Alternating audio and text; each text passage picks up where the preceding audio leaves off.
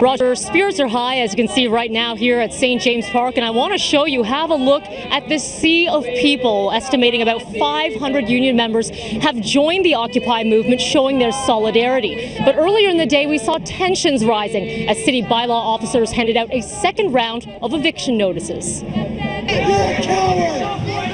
You're nothing but a coward! Here they are, Toronto's finest! Bylaw officers and police greeted by resistance as they moved into St. James Park today.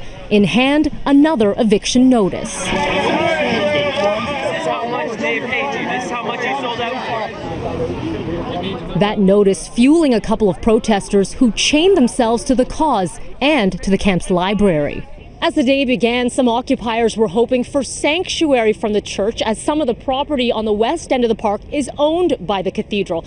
But as bylaw officers handed this out, we're now seeing letterhead on this trespass notice from the church itself. So now that safe haven is essentially gone. The church supports the message of economic justice that has been raised by the Occupy movement around the globe.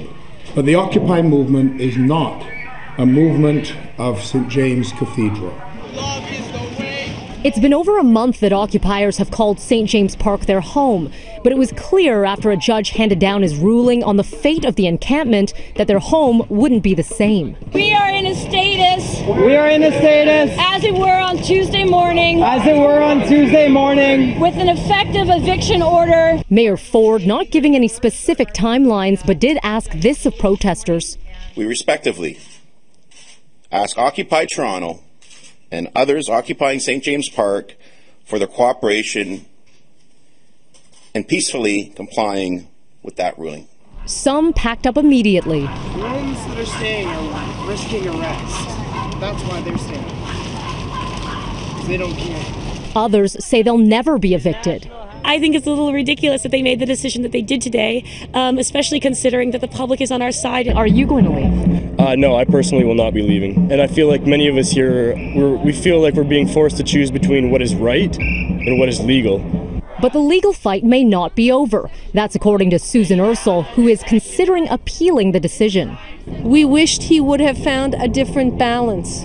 We are considering the implications of his decision. I will be conferring with my clients. I'm so happy that all of you are here. Those left gathered to decide the fate of the movement as their fate hangs in the balance. We must be prepared for the worst case scenario. Hopefully that won't happen. Well, the question is, what is next? Well, at least for tonight, we know there will be a General Assembly happening in just minutes, and a General Assembly happening at 6:30 at Nathan Phillips Square, where all of these union members are also invited. Occupiers also say they plan to reoccupy this park on Saturday. Live at St. James Park, I'm Melanie Egg. Now back to you, Roger. All right, thanks very much, Melanie. Pam Seidel is live next with what happens when the police move to take back the park. Pam? Well, Roger, thank you very much. Melanie mentioned the two protesters that had chained themselves to the library yurt here in St. James Park. Well, their determination not to leave the park has become even more extreme. What you are looking at right now at this structure is actually a barricade that has been built up around these two protesters to send the message that they are not going anywhere without a fight. That is how extreme their determination is. They are going to, police or other authorities are going to have to actually remove this barricade to get them out of here. So they have clearly defied their eviction notices. Others treated them with undisguised contempt today. Who wants to add their notice to the pile? Anybody? Does anybody want to add their notice to the pile? The acts of defiance send a clear message. Many of the protesters are in this for the long haul. Shame on you guys! I'm going to fight for my rights. And I'm willing to go to jail for that. I have 3 kids that I'm fighting for. Less than an hour after every tent here in St. James Park had an eviction notice taped to it, there is not one to be found. All of them have been torn down. But the protesters clearly understand what is expected of them. The question and concern now is, how will it be achieved and when? We are taking down our tents before police come in here and rip them apart. Some of the protesters are packing up their stuff, not because they're planning to vacate, but to protect their belongings. Do you anticipate the police will use sort of excessive force? Yes. Yes. I'm not going to leave without being dragged out. When they come in, we won't move until they start clubbing us. The references to last year's G20 riots have been frequent during the Occupy Toronto protest, with everyone claiming they don't want a repeat. But the language being used by some is occasionally challenging. Keep in mind what happened at G20. You don't want it happening again. But so far, police are taking a measured approach and refuse to say when or if they'll move in.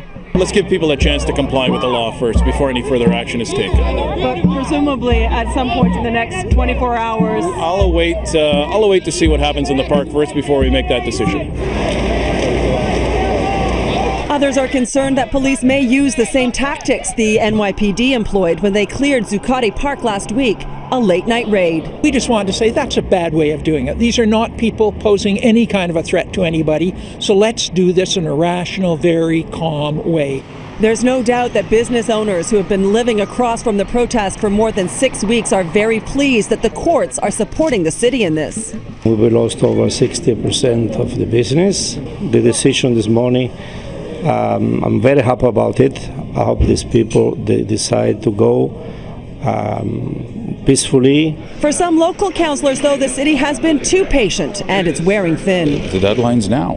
Do you anticipate that park to be clear by the end of today? I would hope so. Anything longer than today, I think we need to deal with separately. For now, police have definitely backed off. There are no officers visible inside the park, but there is a strong police presence on the perimeter. I've seen many officers on Adelaide, on King Street. They are keeping a close eye on things. Now, some of the protesters have a color coding system to signify their intentions. If they're wearing green shirts, that's supposed to mean that they're going to leave the park peacefully when they're asked. Yellow shirts means they will leave at 12:01 a.m. And if they are wearing red shirts, that's supposed to signify that they are not intending to go anywhere and that they are prepared to be arrested. Now, we are standing by live here in St. James Park and we'll bring you updates as they happen throughout the show. For now, Roger, it's back to you.